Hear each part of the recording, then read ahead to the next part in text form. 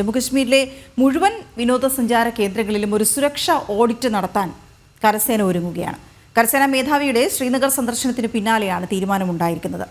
ഭീകരർക്കായുള്ള തിരച്ചിൽ ഇന്നും തുടരും. പിർപഞ്ചൽ മലനിരകൾ കേന്ദ്രീകരിച്ചായിരിക്കും തിരച്ചിൽ. അതേസമയം പഹൽഗാം ഭീകരാക്രമണത്തിൽ പാകിസ്ഥാന്റെ പങ്ക് വ്യക്തമാക്കുന്ന തെളിവുകൾ ഭാരതം ലോകരാജ്യങ്ങൾക്ക് കൈമാറി. അത് വളരെ നിർണായകമായ ഒരു നീക്കമാണ്. കാരണം ലോകരാജ്യങ്ങളിൽ നിന്നുള്ള പിന്തുണ കൂടി ഭാരതത്തിന് ഇപ്പോൾ തന്നെ ഉണ്ട്. പക്ഷേ എങ്കിൽ പോലും അത് കൂടുതലായി ലഭിക്കേണ്ടുന്ന ഒരു സാഹചര്യം കൂടി തീർച്ചയായും ഭാരതം മുന്നിൽ കാണുന്നുണ്ട്. നന്ദഗോപൻ ചേരുന്നുണ്ട്. പെഹൽഗാമിലാണ് ജനം ടി വി സംഘമുള്ളത്.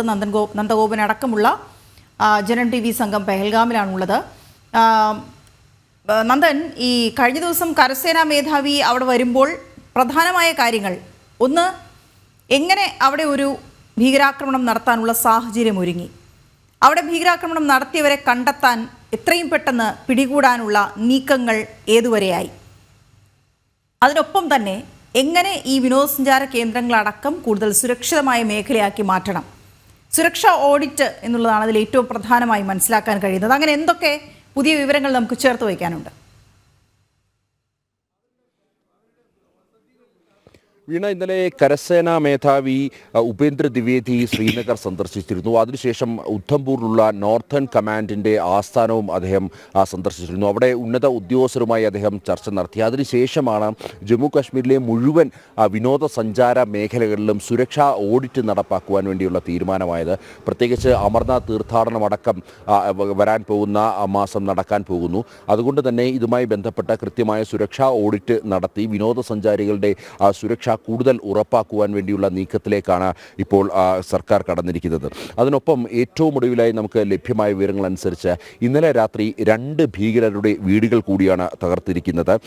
അത് ജെയ്ഷ മുഹമ്മദിൻ്റെ വളരെ ആക്റ്റീവായിട്ടുള്ള ഒരു ടെററിസ്റ്റായ ഈ സെയ്ദ് അഹമ്മദ് എന്നുള്ള ആളുടെ വീടാണ്. ഇയാളുടെ വീട് കുൽഗാമിലായിരുന്നു.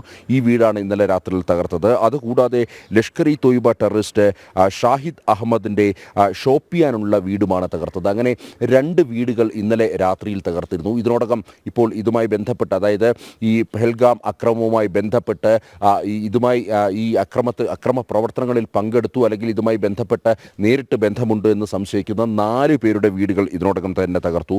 ഇന്നലെ ആസിഫ് എന്ന ആളുടെ വീട് തകർത്തിരുന്നു. അതേപോലെ തന്നെ ആദിൽ എന്ന ആളുടെ വീട് തകർത്തിരുന്നു. അങ്ങനെ 2 ടെററിസ്റ്റുകളുടെ വീട് ഇന്നലെ തകർത്തിരുന്നു.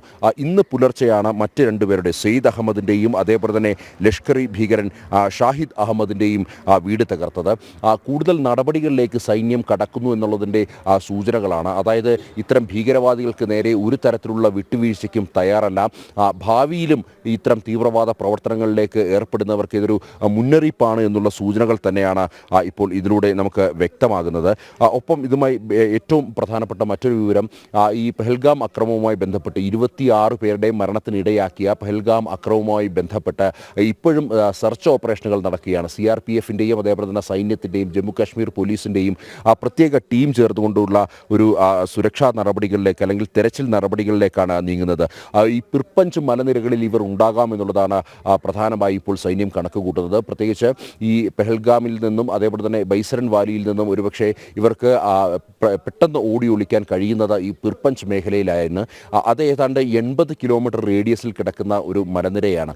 ഈ മലനിരകളിൽ ഇപ്പം ഉടനീളം ഡ്രോൺ ഉപയോഗിച്ചുകൊണ്ടുള്ള പരിശോധന, ഒപ്പം തന്നെ ഇന്ത്യൻ ആർമിയുടെ എയർഫോഴ്സിൻ്റെയും ഒക്കെ തന്നെ സഹായത്തോടു കൂടി ഹെലികോപ്റ്ററിൽ പരിശോധനയും നടക്കുന്നുണ്ട്. ഒപ്പം സൈന്യത്തിൻ്റെ നായ, അതേപോലെ തന്നെ ഈ നായയുടെ സേവനവും ഉപയോഗിച്ചുകൊണ്ടുള്ള തിരച്ചിലാണ് ഇപ്പോൾ നടക്കുന്നത്. കഴിഞ്ഞ ഇത് നടന്നതിന് തൊട്ട് പിന്നാലെ തന്നെ ഈ മേഖല മുഴുവൻ CRPF-ൻ്റെയും സൈന്യത്തിൻ്റെയും കീഴിലേക്ക് വന്നിരുന്നു. അതിനുശേഷം അടുത്ത മേഖലകളിലൊക്കെ തന്നെ പ്രത്യേക ഓപ്പറേഷണൽ അല്ലെങ്കിൽ പ്രത്യേക ടീം രൂപീകരിച്ചുകൊണ്ടുള്ള സെർച്ചിങ് നടപടികളിലേക്ക് നീങ്ങിയിരുന്നു. ഈ മേഖലയ്ക്കടുത്ത് പൈൻ കാടുകളാണ്. അതുകൊണ്ട് തന്നെയാണ് ഈ ഭീകരർക്ക് ഒളിഞ്ഞിരിക്കുവാനുള്ള സാധ്യതകളുള്ളത്. ഇപ്പോൾ അതിനപ്പുറത്തേക്ക് പിർപഞ്ച് മേഖലയിലേക്ക്, മലനിരകളിലേക്ക് ഈ ഭീകരർ കടന്നിട്ടുണ്ടാകാമെന്നുള്ള സൂചനകളാണ് ലഭ്യമാകുന്നത്. അതുകൊണ്ട് തന്നെ ഈ മലനിരകൾ ഏതു ഭാഗത്താണ് വരിക? ഈ പെഹൽഗാമിൽ നിന്ന് ബൈസൺ വാലിയിലേക്കുള്ള വഴി, അവിടുന്ന് ഏത് വഴിയൊക്കെ ഭീകരർക്ക് കടന്നു വരാൻ കഴിയുമെന്ന തരത്തിൽ ആദ്യമേ തന്നെ സൈന്യത്തിന് കൃത്യമായ ധാരണയുണ്ടായിരിക്കും. അപ്പോൾ ഈ പിർപഞ്ചൽ മലനിരകൾ അതേതു ഭാഗത്താണ് വരിക? അത് ആ മലനിരകൾ അതിലൂടെ കടന്നു വരാനുള്ള സാഹചര്യം, സാധ്യതകൾ എങ്ങനെയാണ് സൈന്യം വിലയിരുത്തുന്നത്? പുറത്തു പറയാവുന്ന വിവരങ്ങൾ. കഴിഞ്ഞ ചൊവ്വാഴ്ചയാണ് ഭീകരാക്രമണം നടന്നത്. ഇത്ര ദിവസമായിട്ടും അത് കരകയറാൻ സാധിച്ചിട്ടില്ല എന്നുള്ളതാണ് യാഥാർത്ഥ്യം. പ്രത്യേകിച്ച് പെഹൽഗാം ഇപ്പോഴും പൂർണ്ണമായും അടച്ചിട്ടിരിക്കുകയാണ്. ഈ പെഹൽഗാമുമായി ബന്ധപ്പെട്ട ചില വിവാദങ്ങൾ ഇതിനോടകം തന്നെ ഉടലെടുത്തു കഴിഞ്ഞു. കാരണം കേന്ദ്ര സർക്കാർ വ്യക്തമാക്കുന്നത് ഈ പെഹൽഗാമിലെ ഈ മേഖല, അത് ബൈസരൻ വാലി മേഖല തുറന്നു കൊടുത്തത് ഏറെ നാളായി അത് ഈ സുരക്ഷാ കാരണങ്ങളാൽ അടച്ചിട്ടിരുന്നത്. ഈ മേഖല തുറന്നു കൊടുത്തത് ഒരു തരത്തിലും കേന്ദ്ര സർക്കാരിനെയോ അല്ലെങ്കിൽ ആർമിയെയോ CRPFനെയോ പ്രാദേശിക ഭരണകൂടം അറിയിച്ചിട്ടില്ല എന്നുള്ളതാണ്. അതുകൊണ്ട് തന്നെയാണ് അത്തരത്തിലൊരു വീഴ്ച സംഭവിച്ചത്, അല്ലെങ്കിൽ അതുകൊണ്ടാണ് അവിടെ സൈന്യത്തിൻ്റെയോ CRPFൻ്റെ സാന്നിധ്യം ഇല്ലാതെ പോയത് എന്നുള്ളതാണ് പ്രധാനമായും ചൂണ്ടിക്കാണിക്കപ്പെടുന്നത്. ഏതായാലും ഇതുമായി ബന്ധപ്പെട്ട വിവാദങ്ങൾ ഇപ്പോഴും നിൽക്കുകയാണ്. ഇതിനൊപ്പം തന്നെ ജമ്മു കാശ്മീരിലെ ഈ കാശ്മീർ മേഖലയിലെ 2 മെഡിക്കൽ കോളേജുകളുണ്ട്. ഈ 2 മെഡിക്കൽ കോളേജുകളിലെയും സ്റ്റാഫിനോട് അലേർട്ടായി ഇരിക്കുവാനുള്ള സൂചനകൾ നൽകിയിട്ടുണ്ട്. ഏത് അടിയന്തര സാഹചര്യത്തെയും നേരിടുവാൻ വേണ്ടി തയ്യാറായിരിക്കുവാനുള്ള നിർദ്ദേശമാണ് നൽകിയിരിക്കുന്നത്. ഇപ്പോൾ നമുക്ക് ലഭ്യമായ വിവരങ്ങൾ അനുസരിച്ച് ഇപ്പോൾ 4 പേരുടെ വീടുകൾ തകർത്തു. ഒരു പക്ഷേ കൂടുതൽ വീടുകൾ തകർക്കുക അല്ലെങ്കിൽ കൂടുതൽ ഭീകരരുടെ വീടുകൾ വരും മണിക്കൂറുകൾ തകർക്കുവാനുള്ള സാധ്യതകൾ തള്ളിക്കളയാൻ കഴിയില്ല. പ്രത്യേകിച്ച് ഇതിനോടകം തന്നെ ഈ ഭീകരരെ തിരിച്ചറിഞ്ഞു കഴിഞ്ഞു. അതുകൊണ്ട് തന്നെ ഈ വീടുകൾ തകർക്കപ്പെട്ടേക്കാമെന്നുള്ള ആശങ്ക ഈ നാട്ടുകാർക്കുണ്ട്. ഒപ്പം മറ്റ് ഒരു പ്രധാനപ്പെട്ട കാര്യം, ഈ പെഹൽഗാം അക്രമവുമായി ബന്ധപ്പെട്ട് ഏതാണ്ട് 30ഓളം രാഷ്ട്രങ്ങളോട് ഭാരതം അതിൻ്റെ തെളിവുകൾ, അതായത് പെഹൽഗാം അക്രമവുമായി ബന്ധപ്പെട്ട് പാകിസ്ഥാനുള്ള വ്യക്തമായ പങ്ക് തെളിയിക്കുന്ന തെളിവുകൾ ഇതിനോടകം തന്നെ കൈമാറിയിട്ടുണ്ട്. ആ തെളിവുകൾ പ്രകാരം പാകിസ്ഥാനിൽ നിന്നും നുഴഞ്ഞു കയറിയവർ തന്നെയാണ് ഈ ഭീകരാക്രമണത്തിന് പിന്നിൽ നിന്നാണ്.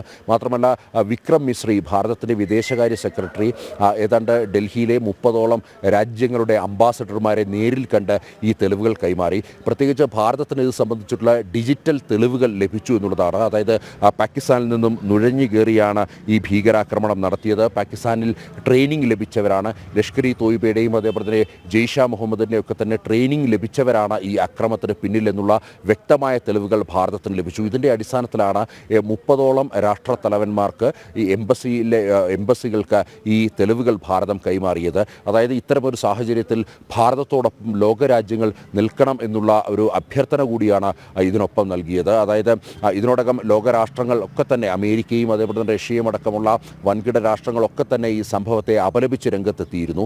ഇതിന് പിന്നാലെയാണ് ഭാരതം ഇതുമായി ബന്ധപ്പെട്ട് കൃത്യമായ തെളിവുകൾ ഇപ്പോൾ കൈമാറിയിരിക്കുന്നത്. കഴിഞ്ഞ ദിവസം വിക്രം മിശ്രി ഡൽഹിയിലെ എംബസികളിൽ നേരിട്ടെത്തി ഇതുമായി ബന്ധപ്പെട്ട തെളിവുകൾ കൈമാറി എന്നുള്ള വിവരങ്ങളാണ് ലഭ്യമാകുന്നത്. ഏതായാലും ഇപ്പോഴും സെർച്ചിങ് ഓപ്പറേഷൻ അടക്കമുള്ള നടപടികൾ ഈ മേഖലകളിലൊക്കെ തന്നെ തുടരുകയാണ്. വീണ. ഓക്കെ, പെഹൽഗാമിൽ നിന്ന് നന്ദഗോപനാണ് വിവരങ്ങൾ നൽകിക്കൊണ്ടിരിക്കുന്ന ജനം TV സംഘം അവിടെ തുടരുകയാണ്. അപ്പോൾ ഓരോ അപ്ഡേറ്റ്സും അപ്പോൾ പ്രേക്ഷകരിലേക്ക് എത്തിച്ചുകൊണ്ടേയിരിക്കാൻ സാധിക്കുകയും ചെയ്യും.